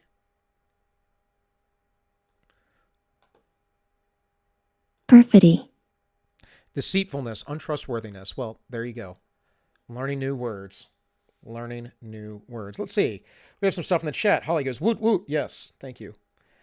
Be there, ready, set up. The maternity, well, it was interesting because the midwife at the birthing center was this big, tall lady. Like, she wasn't fat or anything. She's just, big. And she's really sweet, though, really girly. She reminded me of a friend I used to work with a lot, actually, in her personality. But she just was like, she was like the first one we had that was really like, I would say hippy dippy a little bit, but she was good. It's not like she was stupid. But she had my wife crying, and also we brought the lady that helps, or that's been doing the birthing classes, the Bradley method classes with us, because we need someone to help out who's on board with doing a natural birth instead of family, who is going to try and pressure us to go to the hospital for every little minor inconvenience. So she was there with us, and they were all crying together, and I was like, this is funny. I said, this is good, though. You guys, this is the way birthing should be. It should be a bunch of women together coaching the younger woman having her first baby into birthing. It shouldn't be this like, let's go to the doctor. Okay, what's going on down there? Oh, you haven't dilated yet? Let's here's some Pitocin. Let's induce you. No, we're going to give you some more drugs to get this thing going. Oh, here, we're going to use some clamps on your baby's head. We're going to cut the cord before a third of the baby's blood is back in its body and all of its stem cells. That's what goes on in hospitals, folks. Most of you will have hospital births. And I'm just going to tell you flat out, you're foolish for doing such a thing. It's okay if you don't know any better. I understand ignorance, but you listen to me and I'm telling you, you need to look into it. Those of you who are older, already have children, whatever, you did your thing. I mean, my first daughter was a hospital birth, but this isn't anything I taught my wife into either. It was something I was hoping she would go toward. It was whatever was going to make her most comfortable with the birth, although I did address some things about the baby before she really got into the research of everything we're doing. But yes, went quite well. So thank you for asking, Holly.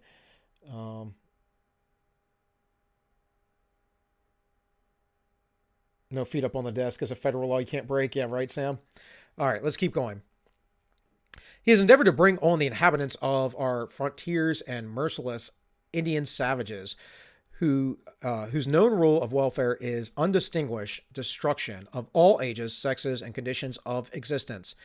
There goes your noble savage idea, and they did do that. They would rape, burn, and murder. They didn't care.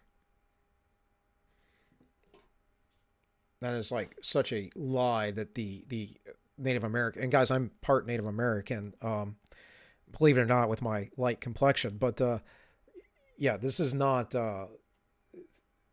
the modern reality that natives were some peaceful nations and they lived in harmony. It's just absolute nonsense. They were cannibals. They used to war and fight with each other all the time. It depends on the nations. Now, the Iroquois nations were quite civilized, but they were in a quasi-agrarian society. They were some of the more advanced Indian or Native American societies here in the United States. He's incited treasonable insurrection in our fellow subjects with the allurements of forfeits and confiscations of our property. He has waged cruel war against human nature itself, violating its most sacred rights of life and liberty in the presence of a distant people who never offended him. He is talking about the rights of Africans, captivating and carrying them into slavery in another hemisphere, or to incur miserable death in their transportation thither. This practical warfare and oporium of infidel powers is the welfare of the Christian king of Great Britain. Now, what he's talking about infidel powers, from what I understand to some degree, he's talking about the Muslims because they were getting a lot of their slaves from the Muslim slave trade. Don't yeet me, YouTube. That is a historical fact. Determining to keep open a market where men should be bought and sold, he has prostituted his negative for suppressing every legislative attempt to prohibit or to restrain this exacerbable commerce, and that this assemblage of honors might want no fact of distinguished dye, he is now exciting those very people to rise in arms among us. I mean, he's helping to, we've tried to get rid of slavery, but he's helping to incite them to insurrections and to purchase that liberty of which he has deprived them by murdering the people upon he also obtruded them, thus paying off former crimes committed against the liberties of one people with crimes which he urges them to commit against the lives of another. I mean, that's pretty bold, but it's the truth. He forced slavery onto the Americas. He would not allow them to get rid of it, and then, you know, had people try to incite, hey, we'll set you free if you fight against the Americans. In every stage of these oppressions, we have petitioned for redress in the most humble terms. Our repeated petitions have been answered by repeated injury. A prince whose character is thus marked by every act which may define a tyrant is unfit to be the ruler of a people who mean to be free. Future ages will will scarce believe that the hardness of one man adventured within the short compass of 12 years only, and so many acts of tyranny without a mask over a people fostered and fixed in principles of liberty. All right, there's a little bit more of this to go. It's not much long, but I said I would read from the law. But I wanted you guys to again, get a taste of this. This whole idea of slavery, the king putting slavery upon the people, of course, was removed in one of the 80 some odd edits done to the Constitution. And the primary reason that it was removed is because all of the Americas, all of the colonies, that is, could not agree upon this. Now, I don't remember exactly, but I believe there were two holdouts, and that was either North Carolina or South Carolina and Georgia. I'm pretty sure Georgia was one of them. Most of the other states were all right with it, but they didn't like that verbiage in the Declaration because, of course, it was a big part of their economy, and that was a larger issue to figure out. Let's see. The wifey says, I always come into the chat when Bill mentions me. I have slightly more Native American than Elizabeth Warren. Yes, honey. Yes. I have more than slightly that, but sure. It's the only reason why I can tan when I see the sun. I would wager. All right. Let's read a little bit of the law. Probably won't get to heaven and earth today again. Sorry about the hiccup in the beginning today, folks. I will get that corrected tomorrow for sure because, well, I won't be unplugging my Ethernet cable. So, real quick before I read some of this and we get out of here, please like, share, subscribe. You know the thing. Donations and the D-Live chat are available. D-Live, you can donate over there. In the Entropy chat, they're available. And of course, you can go over to Subscribestar. But more importantly, go share me around somewhere, guys. Help me grow. I appreciate y'all being here. I mean, you guys right now are like my core audience, but there needs to be more of you. There needs to be more people out there listening. You know, and I get it. Not everyone can show up every day at the same time. Like I've been missing Dawn's streams this week. I ended up catching the end of it earlier today because I got up in time. But I've been up way too late and getting up too late, so haven't called a streams live recently. But either way, there is always replay value, folks. If you think that what I'm doing has value, share it somewhere. If you're in a forum or a group somewhere, share it out. Help this channel grow. Help this word grow. And it's not just the channel. I really do, as much as possible, wish to build communities because we're going to need to have liaisons with each other when the future of this tyranny hits full magnitude. And I could be wrong, and I hope I am, but full magnitude could be the next administration. It very well could be. If a Democrat gets in who's strong enough, Kamala Harris, for instance, we might see a really, really, really bad time. Just saying. The fatal idea of legal plunder, again, Bastiat, the law. But I believe I read this last week, but just to refresh it. But on the other hand, imagine that this fatal principle has been introduced under the pretense of organization, regulation, protection, and encouragement. The law takes property from one person and gives it to another. The law takes wealth of all and gives it to a few. Now, he's talking about the idea of the law being used for plunder, which is the inappropriate purpose for it, and the purpose in which the socialists and the leftists, just in general, use it for. Whether farmers, manufacturers, ship owners, artists, or comedians, under these circumstances, then certainly every class will aspire to grasp the law, and logically so. The excluded classes will furiously demand their right to vote and will overthrow society rather than not to obtain it. Even beggars and vagabonds will then prove to you that they also have an incontestable title to vote. Incontestable title, to vote. They will say to you, we cannot buy wine, tobacco, or salt without paying the tax. And a part of the tax that we will pay is given by law, and privileges and subsidies to men who are richer than we are. Others use the law to raise the prices of bread, meat, iron, or cloth.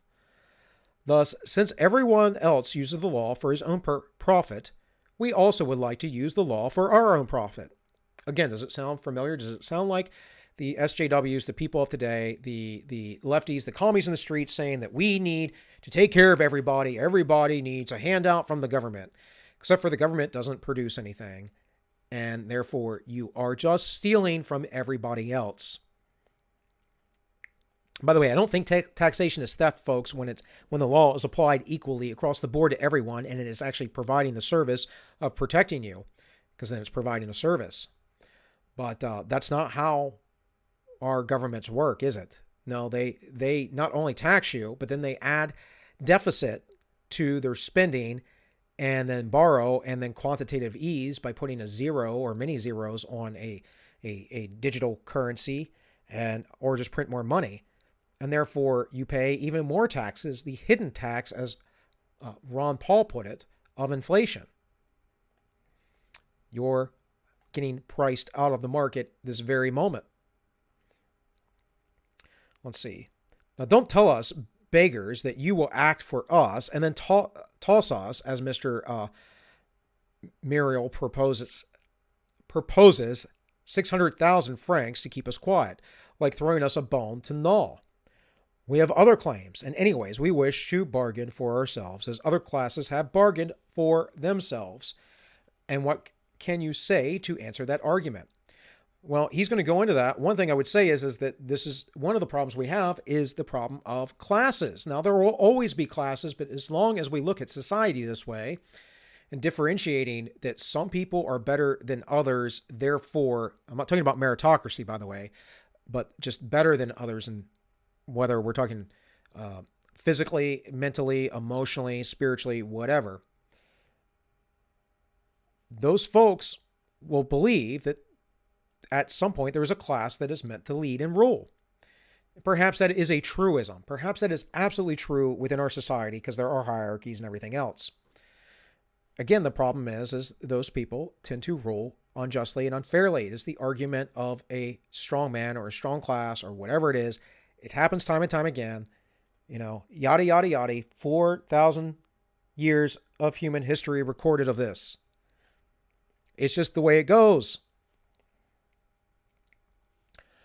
Perverted law causes conflict. As long as it is admitted that the law may be diverted from its true purpose, that it may violate property instead of protecting it, then everyone will want to participate in making the law, either to protect himself against plunder or to use it for plunder. Political questions will always be prejudicial, dominant, and all-absorbing.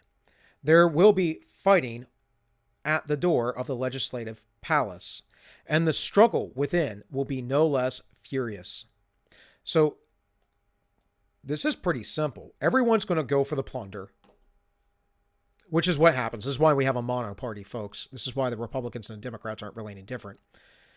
But after they go for this plunder,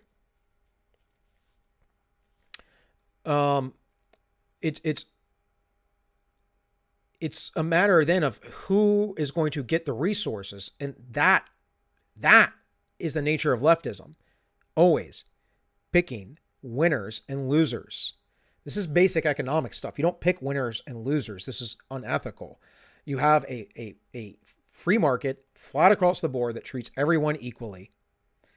And winners and losers are picked via the market organically. There will be fightings at the doors of the legislative palace. We've seen that. And the struggle within will be no less furious. What do we see with the Squad and the Democrat Party? Just saying. To know this, it is hardly necessary to examine what transpires in the French and English legislatures. Merely to understand the issue is to know the answer. Is there any need to offer proof that this odious perversion of the law is a perpetual source of hatred and discord? No, there isn't. There isn't, because it's obvious. It's tribalism, it's team sports, it's stupidity. And it just gives power to those who already have power. It makes them more powerful, and it weakens everybody else.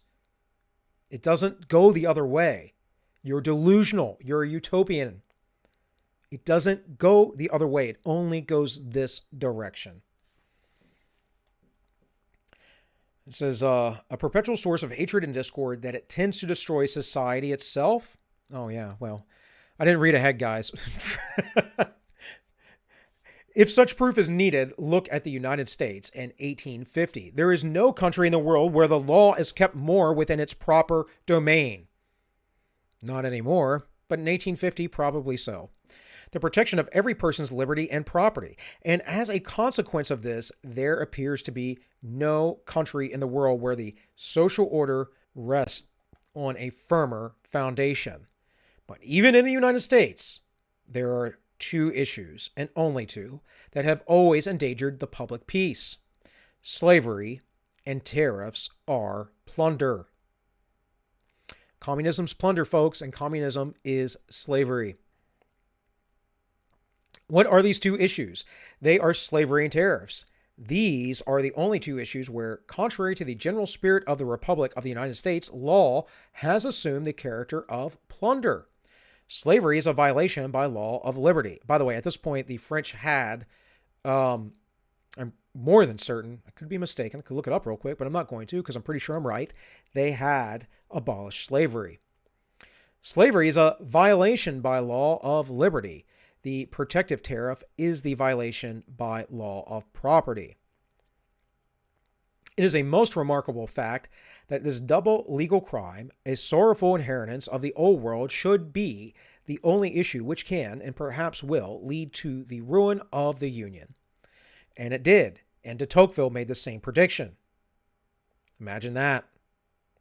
And I just read to you from Jefferson's original Declaration of Independence, and he knew it was wrong as well. Don't let the lefties lie to you. The United States was a country that was based in freedom that some slavers decided to maintain and hold on to. And guess who is in power now, folks? Guess who has run our government for the last 100 years? It was the same people who propped up the slavers. They're not really changed in principle much. They are still racially motivated, tribally motivated, motivated by bribing the masses, and motivated by lining their pockets and giving themselves power. Evil is it's pretty easy to understand.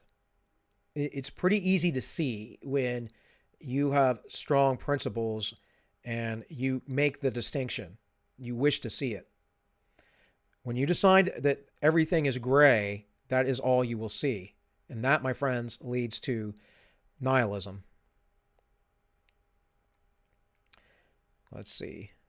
It is indeed impossible to imagine at the very heart of a society a more outstanding fact than this. The law has come to be an instrument of injustice.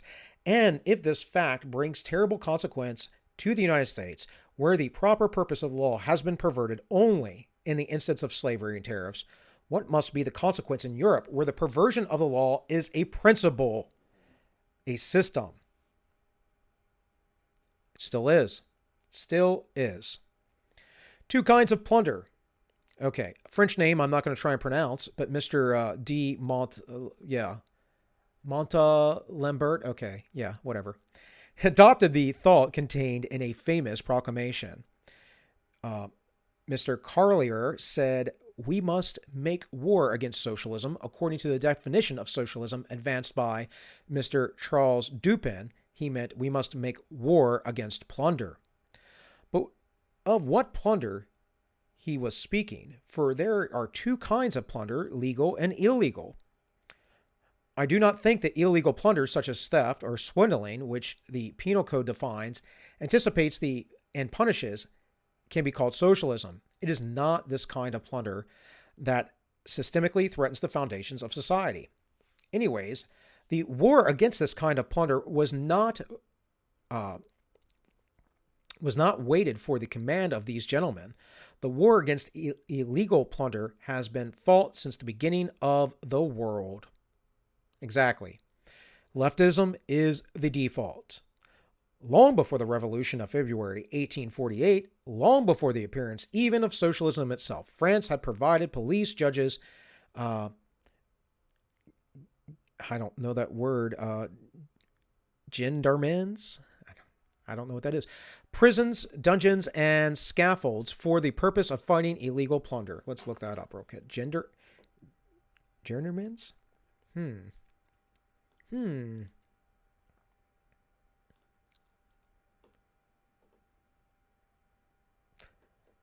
Okay.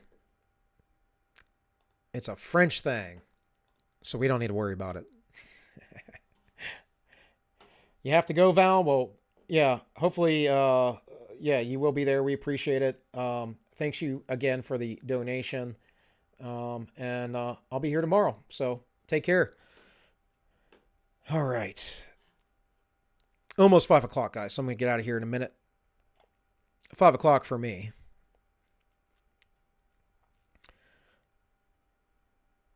Let's see. The law itself conducts this war, and it is my wish and opinion that the law should always maintain this attitude toward plunder. The law defends plunder, but it does not always do this. Sometimes the law defends plunder and participates in it. Thus, the beneficiaries are spared the shame, danger, and scruple which their acts would otherwise involve. Sometimes the law places the whole apparatus of judgment, police, prisons, and gendarmerie, whatever that word is, at the service, I guess military, at the service of plunderers, and treats the victim when he defends himself as a criminal. Now, does that not sound familiar? Again, sometimes the law places the whole apparatus. Again, what do we see with the Chauvin case? The whole apparatus of judges, police, prisons, and the military at the service of the plunderers, and treats the victim when he defends himself as a criminal. What's going to happen in the Rittenhouse case, right? What's going to happen with the McCloskeys?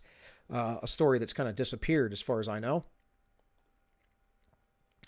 In short, there is a legal plunder, and it is of no doubt that Mr. Whatever speaks. Also, what about Ahmaud Arbery in that case and those guys? What do you think's going to happen there? Do you think that guy's going to get that father and son are going to get a fair trial? This legal plunder may be only an isolated stain among the legislative measures of the people. If so, it is best to wipe it out with a minimum of speeches and denunciations, and in spite of the uproar of the vested interest. How to identify legal plunder? But how is this legal plunder to be identified? Quite simply, see if the law takes from some persons what belongs to them and gives it to another persons to whom it does not belong. See if the law benefits one citizen at the expense of another by doing what the citizen himself cannot do without committing a crime. Meaning, if it's a crime for a person, an individual, it should be a crime for the government. Then abolish the law without delay, for it is not only an evil itself, but also it is a futile source for further evils because it invites reprisal. If such a law, which may be an isolated case, is not abolished immediately, it will spread, multiply, and develop into multiple systems. Amen.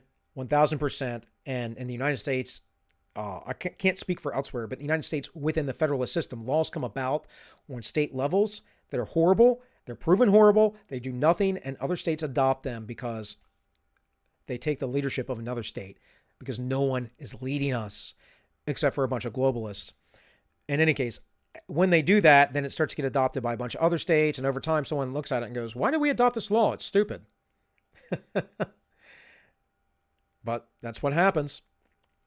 The person who profits from this law will complain bitterly, defending his acquired rights. He will claim that the state is obligated to protect and encourage his particular industry, that his procedure enriches the state because the protected industry is thus able to spread more and to pay higher wages for the poor working men. This is called a union, folks, or a syndicate, or it goes by any number of other names. We could call it a trade organization. We could call it a guild. Like, there are many names that I know don't technically mean the same. They're not technically synonymous. They're close enough. I'm not into so much the semantics, but more, again, of the metaphysics, the first principles of things. They operate in the same way. They are exclusionary. They are meant to only allow certain amounts of people in. They are meant to set the prices, and if you wish to join the club, you have to pay in and accept all the rules, or you just can't do the work that they do. That's why eventually in the United States, mostly in the South and somewhat in the Midwest, a bunch of states started going, you have the right to work, because the unions in the North absolutely destroyed their economies via having unions. They kept demanding things and kept getting subsidized, and what happened? Well, they basically become industries of the government. And we've seen this happen too with the collectivization of the farms. Now, I talk about the farming industry being subsidized highly, but I do know there were a lot of smaller farmers. But you also have to understand that there is the Monsanto side of it, and there is the Purdue side of it, right? There is the numerous sides of who is running these industries and these farms. I can drive not even 5 minutes, man. Pull down the street a little bit. I'm going to see a bunch of farms and pastures, cows, horses, all kinds of stuff. Because I live in a rather rural area. It's not utterly rural, but it's not that built up. And now, those guys are generally working within the local markets, but they, again, are working often through these other companies, like milk suppliers, right? They might have a bunch of milking cows that they milk regularly, but they're going to sell that off to a larger supplier. That's kind of how these things work. Well, who owns that? Who subsidizes that? A lot of times the governments do, both federal and state. It's going to depend, but you're going to have to look. And a lot of nations do this because they think it's better and it provides more stability. It doesn't necessarily. When we actually got involved in this during the Great Depression, we created more instability by trying to artificially hike up the prices of animals. And we did and crops, and we did that by burning crops and killing animals. All the while people were starving. That is a time where there should have been deflation in that market. But we tried to artificially inflate it for the sake of the farmers. Again, this is the idea of the government policies, the government intervention, just making things worse. The person who profits from this law will complain bitterly, defending his acquired rights. Of course. He will claim that the state is obligated to protect and encourage his particular industry, and that this procedure enriches the state because the protected industry is thus able to spend more and to pay higher wages to the poor working man. But what they don't tell you is it doesn't matter, because as inflation goes up, we saw this in the Ukrainian miners case, which I'll probably cover again here soon in the future.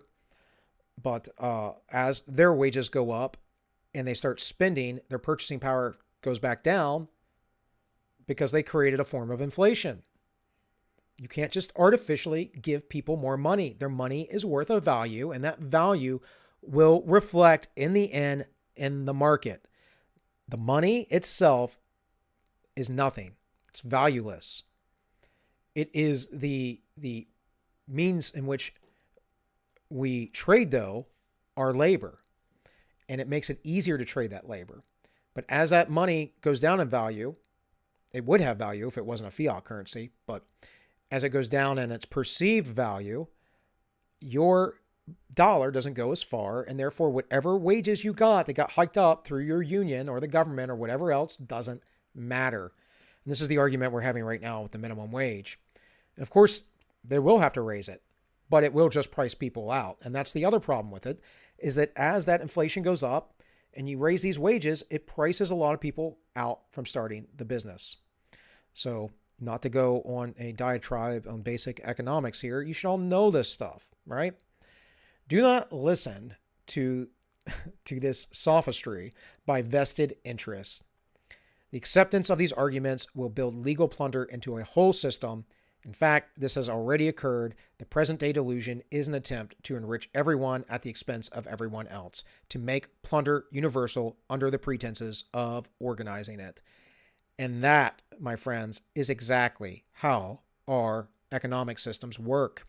And this is why, again, I wanted to read to you these things, and why in the beginning I wanted to talk about Biden and how this is a reflection of the 1970s and all these same policies. And here we end with Bastiat, which we have been reading for several days, and he is reflecting on everything I have said in the last 2 hours, more or less, reflecting upon it about this plunder state. This is what we do. It's what we do here in the U.S. It's what we do in Europe. It is pretty much the norm of today. If any nation doesn't do this, it's going to be probably Sweden right now, Switzerland, maybe Singapore, not quite sure. Hard to say with Hong Kong and all the issues that they have. But this is the way it goes. And plunder, just like any sort of leftism, is the default. So I got to go through the chat here real quick, make sure that we're good, and then I'm going to cut out of here. It says Shelley says, my liberal friend calls our state a right to starve state. Yeah. Well, you know, I'm from Maryland. We call that the People's Republic of Maryland around here. At least I do. West Virginia is quite a wonderful state in comparison.